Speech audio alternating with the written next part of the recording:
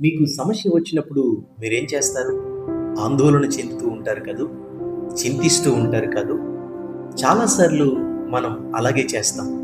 కానీ చింతించటం మీ సమస్యను పరిష్కరిస్తా ఉందా? లేదు. చింతించటం సమస్యను పరిష్కరించినప్పుడు ఎందుకు చింతించాలి? సమస్య పరిష్కారానికి బైబిల్ గ్రంథంలో ఉన్న హిజ్కియా మనకి చక్కటి ఆలోచననిస్తా ఉన్నాడు. తన సమస్యలను నేరుగా దేవుని యొద్దకు తీసుకుని వెళ్ళి ప్రార్థించడానికి అలవాటు పడిన హిజ్కియా అష్షూరు రాజు యెరూషలేముపై దాడి చేయబోతున్న సంగతిని, సమస్యను ప్రభువుకి చెప్పాడు.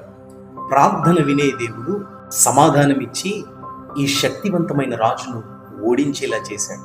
చాలాసార్లు మన జీవితంలో మొదటి వనరుగా దేవుని వైపు తిరిగే బదులు చాలా తరచుగా చివరి ప్రయత్నంగా దేవుని వైపు తిరుగుతాం. మీ సమస్యలలో హిజ్కియా వలె దేవుని వైపు తిరగడం అలవాటు చేసుకోండి. ఎందుకంటే ఆయన మాత్రమే మీ సమస్యలను మేలుకరంగా మార్చగలడు.